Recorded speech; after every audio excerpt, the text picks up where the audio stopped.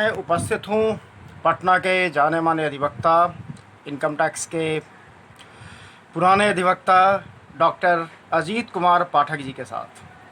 पाठक जी, स्वागत है आपका दिव्यरश्मि चैनल पे। धन्यवाद। आप दिव्यरश्मि के पुराने पाठक रहे हैं। पहला अंक से लेकर आज तक के सारे अंक आपके पास उपलब्ध है। पहले तो आप ये बताइए कि आपको दिव्यरश्मि कैसा लगा था। सौभाग्य हमारा है कि मैं दिव्य रश्मि के प्रथम अंक से आज तक के अंक का पाठक रहा हूँ। मैं सौभाग्यशाली हूँ और उत्तरोत्तर दिव्य रश्मि ने जो प्रगति की है, मैंने कई बार ये कहा है कि ये दिव्य रश्मि बिल्कुल संग्रहणीय इसलिए है कि कभी पुरानी होती नहीं है। ये जैसे कोई भी पत्रिकाओं का एक, जैसे आप इंडिया टुडे लेते हैं, वो एक वीक के बाद लगती है पुरानी, लेकिन दिव्य रश्मि में मैंने सबसे बड़ा सशक्त इसका जो लेख पक्ष है, जो आलेख आता है, इसमें इतना सटीक होता है कि हर समय ये लगता है कि आज नया है, आज भी वो नया है। ये और इसकी विशेषता, इसके लिए मैं संपादक को, जो मंडल है, उनको मैं धन्यवाद देता हूँ। इनका आकलन इतना अच्छा है। हाँ, रोज सुधार हो रहा है इसमें, इसकी खुशी हमको होती है हम जानकर। रोज इसमें कुछ नई चीज़ जुड़ रहे हैं। हमको लगता है कि थोड़े दिन में दिव्य रश्मि एक देश की सर्वश्रेष्ठ पत्रिका बनेगी। अब तो इसका डिजिटल फॉर्मेट भी आ गया, यूट्यूब चैनल भी है।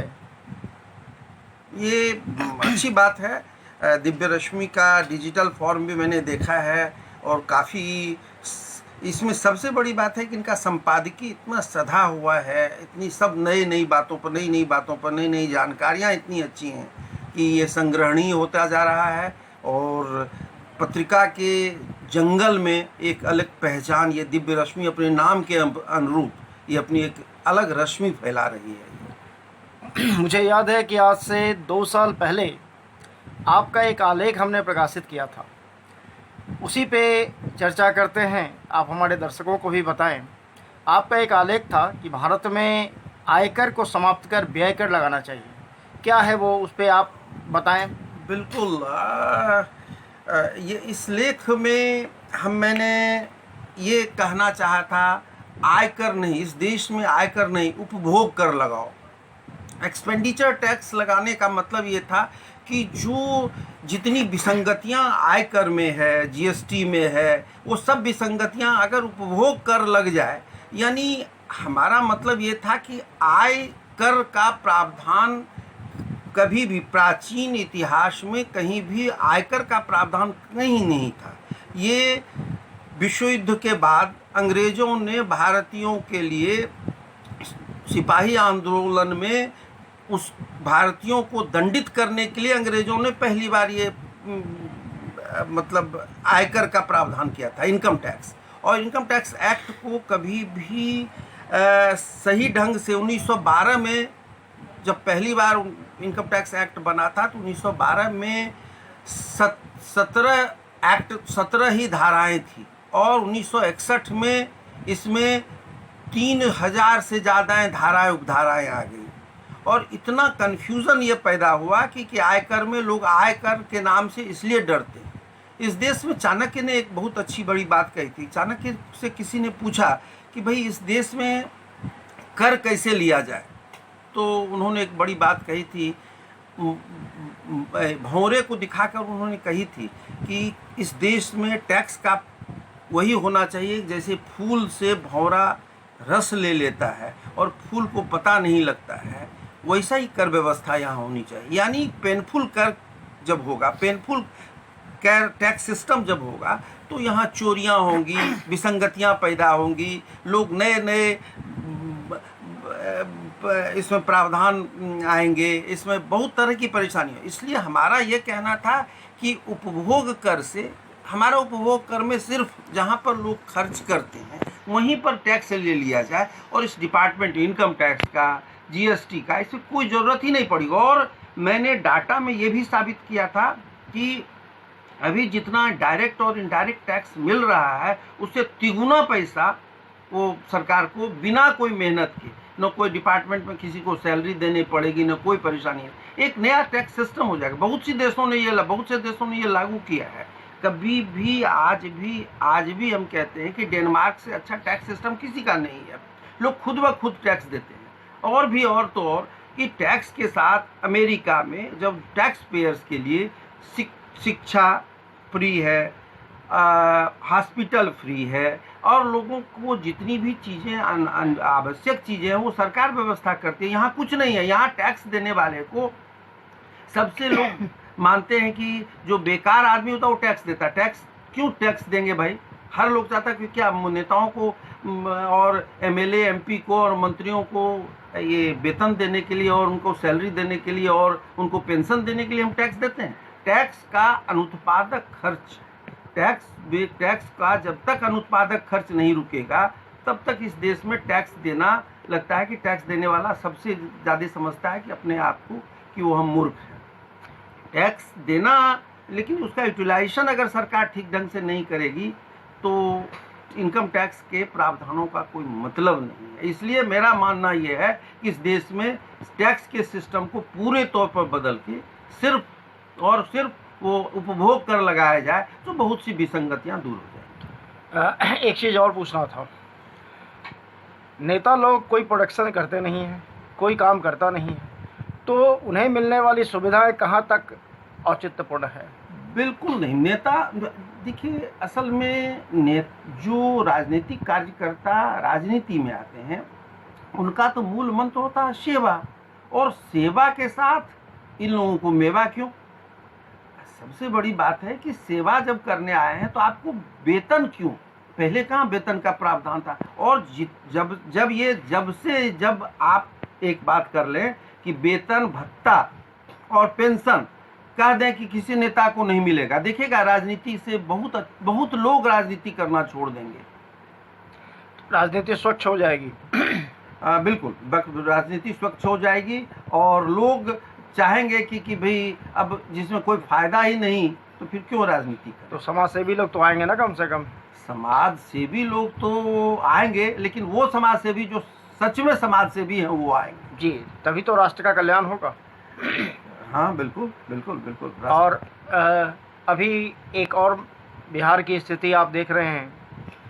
कोरोना जैसे महामारी में बिहार जूझ रहा है, रोज़ इसका ग्राफ बढ़ रहा है, और नेता लोग कह रहे हैं कि चुनाव होना चाहिए। ये कहाँ तक औचित्यपूर्ण है? बिल्कुल नहीं, चुनाव का माहौल बिल्कुल नहीं है। और जो हम लोगों का सिस्टम है, लोगों से मिलना जुलना, आम चुनाव किसके लिए? जनता के लिए ना। और जनता ही बीमार नहीं होगी तो वही 10-15% लोग वोट देंगे, उसी में सरकार बन जाएगी। वो जनतांत्रिक पद्धति ये नहीं है। बिल्कुल अभी चुनाव बिल्कुल नहीं होना चाहिए। और जो लोग चुनाव की मांग कर रहे हैं, और सबसे पहली बात है कि चुनाव आयोग को इस पर ध्यान देना चाहिए कि भाई अभी माहौल चुनाव का है ही नहीं। चुनाव आयोग क्या करेगा? चुनाव आयोग तो सरकार की कठपुतली है। बिल्कुल नहीं। चुनाव जब टीएन सेशन हुए थे तो उन्होंने बता दिया था कि सरकार क्या कठपुतली चुनाव आयोग नहीं है। टीएन सेशन ने बता दिया था इस चीज़ को कि बिल्कुल चुनाव आयोग सरकार का कभी कठपुतली नहीं है। उसी तरह के टीएन सेशन की तरह हमारे चुनाव आयुक्त को उनकी तरह एक अपना स्वतंत्र अभिव्यक्ति देके अपनी स्वतंत्र पहचान देश में बनानी चाहिए चुनाव आयोग को। लेकिन अभी तो लगता नहीं कि उस तरह का बन पाएगा। अब ये तो हमारे सरकार की कमजोरी है। अगर वो स्वतंत्र नहीं हो पाएगा तो देश में लोकतंत्र का कोई मतलब नहीं।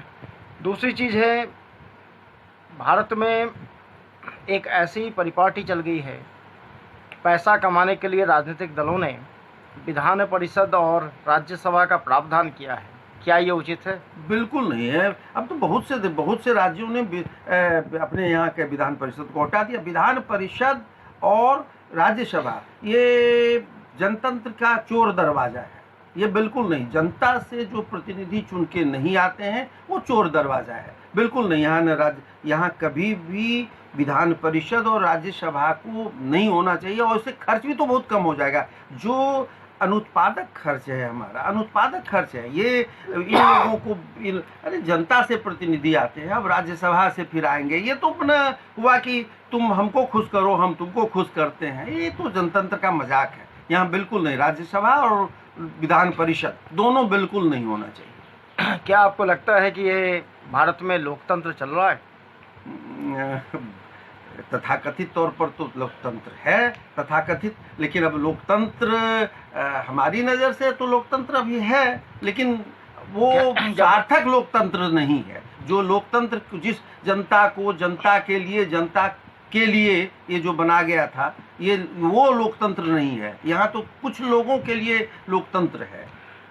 यहाँ आप न्यायविद हैं, अदालतों को भी देख रहे हैं, क्या आप बता सकते हैं कि किसी को सच्ची न्याय मिल पाई है आज तक? मैं तो कह रहा हूँ कि सच्चा न्याय क्या है। यहाँ जब हमारे पास तो सबसे बड़ी बात है कि न्यायालयों, उच्च न्यायालयों में हमारी अपनी भाषा नहीं है। जब मैं अपनी भाषा को बोल नहीं सकता हूँ, हिंदी हमारी मातृभाषा है और मैं पटना हाई कोर्ट में मैं हिंदी में लिख नहीं सकता हूँ, बोल नहीं सकता हूँ, पढ़ नहीं सकता हूँ, ये तो पता लगता है कि अन्याय है। ये जनता जो हम लोग जब कोई कोर्ट में जाते हैं तो उनकी बात हम ही और जज साहब समझते हैं, जो जिसके लिए हम आए हैं वो तो उनकी बात तो आती नहीं है। इसलिए जनता, ये तो न्याय का ये सिस्टम ही यहाँ गलत है। और ऐसे भी न्याय, देर से मिला हुआ न्याय अन्याय होता है। बिल्कुल देर से क्या, आप देखिए कि कई केस हमारे पास अभी है जो हमने 82 में हमने उसको लगाया था सेकेंड अपील, अब तक पड़ी हुई है वो, उसको कोई देखने वाला नहीं है।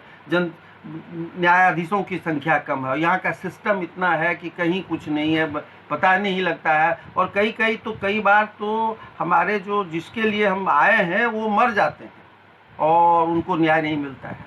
न्याय की व्यवस्था तो बिल्कुल यहाँ गलत है। इस सिस्टम पर लोगों को सोचना चाहिए, हमारे नेताओं को सोचना चाहिए, ये सिस्टम नहीं चलेगा। और भारत की ज़्यादातर पॉलिटिकल पार्टी किसी व्यक्ति विशेष की प्राइवेट लिमिटेड कंपनी है, तो क्या ये लोकतंत्र है?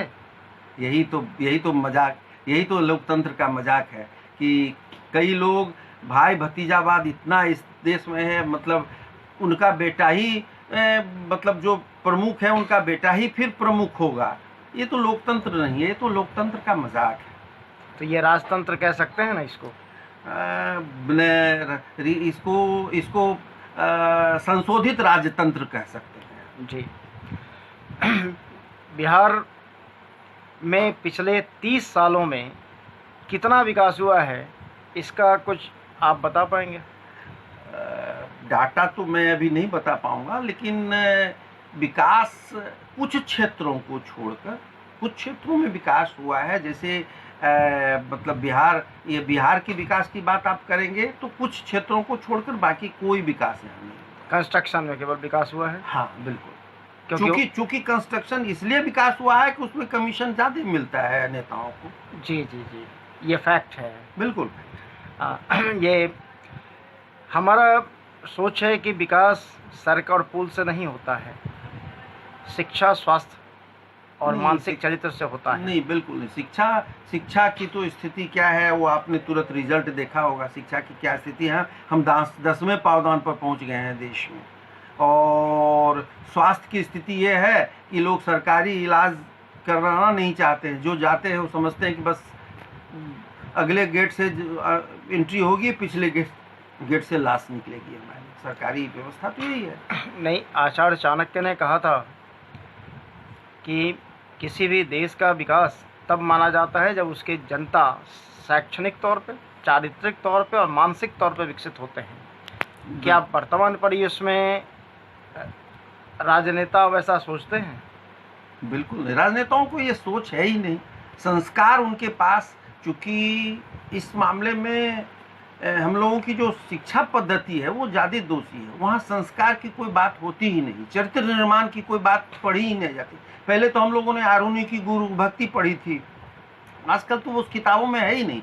चरित्र की कोई बात नहीं है, न कोई सिद्धांत की बात आती है। वो लोग हमारे यहाँ जो लोग हैं, वो जो पद्धति है हमारे यहाँ अंग्रेजी शिक्षा पद्धति, वो बिल्कुल संस्कार और चरित्र की बात कहाँ पढ़ती है। कहाँ हम लोग शिवाजी की कहानी पढ़ते हैं, हम लोग महाराणा प्रताप को कहाँ पढ़ते हैं।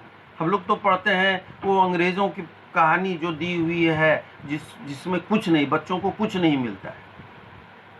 तो आज का वर्तमान शिक्षा व्यवस्था जो है वो चारित्रिक तौर पे अविकसित कर रहा है। बिल्कुल बिल्कुल बिल्कुल। अविकसित क्या, वो आज की जो पद्धति, शिक्षा पद्धति अब निहायत घटिया। हमारी गुरुकुलीन पद्धति जो थी वो सर्वश्रेष्ठ पद्धति थी, जिसमें कृष्ण और सुदामा एक साथ पढ़ते थे। आज है क्या ऐसी व्यवस्था? कृष्ण और सुदामा एक साथ पढ़ सकते हैं क्या? सुदामा के लिए आज भी सरकारी स्कूल है और कृष्ण के लिए आज भी बड़े बड़े स्कूल हैं। आज स्कूल कहाँ बचे हैं? अंग्रेजों ने तो अनाथालय बना रखा है। कॉन्वेंट का मतलब अनाथालय होता है। हाँ, बिल्कुल बिल्कुल बिल्कुल, मैं इससे सहमत। जैसे ही वो कॉन्वेंट की बात होती है तो वो तो कॉन्वेंट का मतलब उन्होंने खुद लिखा है कि अनाथालय होता है। बिल्कुल वही, बिल्कुल। यहाँ की शिक्षा पद्धति देखिए, हमारे अपनी समझ से जो मतलब संपूर्ण क्रांति की जरूरत है इस देश में, ये छोटी मोटी नहीं, शिक्षा, स्वास्थ्य, यानी चरित्र जब तक नहीं बचेगा इस देश में, चरित्र बच्चों में नहीं होगा, तब तक वो देश विकसित हो ही नहीं सकता। मुझे इजराइल से सीखना चाहिए, मुझे जापान से सीखना चाहिए कि देशभक्ति क्या होती है, राष्ट्रभक्ति क्या होती है। आज आप देखते होंगे कि अधिकतर लोग इंडिया और भारत की लड़ाई में लोग फंसे हुए हैं। कि अभी इंडिया और भारत की लड़ाई का नहीं समय था, अभी हम लोगों के देश के पुनर्निर्माण की जरूरत इस देश में है। पुनर्निर्माण होना चाहिए हर चीज का। सारी व्यवस्थाएं सड़ गई हैं। ये पिछले 73 सालों में भारत का नुकसान ज़्यादा हुआ है बनिस्पत अंग्रेज़ों और मुसलमानों के। ये तो हमारे राजनीतिक नेतृत्व की कमी है। हमारे राजनेताओं का जो आगे जो हमारे नेता थे, उनके पास वैसी समझ नहीं थी जो समझ होनी चाहिए देश के सर्वांगीण विकास के लिए। क्या आपको लगता है कि 6 सालों में वैसी समझ आई है?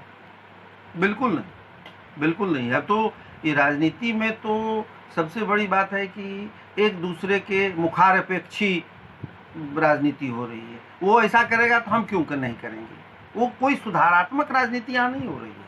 यहाँ राजनीति बिल्कुल मतलब घटिया स्तर की राजनीति होती है। जात पात बहुत कुछ देखी जा रही है। जात पात, पैसा वाला, ये पैसा वाला है, वो पैसा। यहाँ शिक्षा उक्षा का कोई मतलब है नहीं। यहाँ किस जात का है, लोग कहता है कि बेटी और वोट जात में देंगे। उस देश में क्या लोकतंत्र होगा, क्या सरकार होगी? बेटी और वोट जब एक साथ लोग सोचेगा तो इस देश में राजनीति का क्या होगा हस्र, आप समझ रहे हो। तो एक नई क्रांति की आवश्यकता महसूस हो रही है। बिल्कुल। इस सर्वांगीण, आप शिक्षा के क्षेत्र में चाहिए, धार्मिक क्षेत्र में चाहिए, आर्थिक क्षेत्र में चाहिए, सामाजिक क्षेत्र में चाहिए। कोई ऐसा क्षेत्र नहीं जहां ये सारी व्यवस्थाएं पुरानी हो चुकी हैं। इस सबको बदलने की जरूरत है।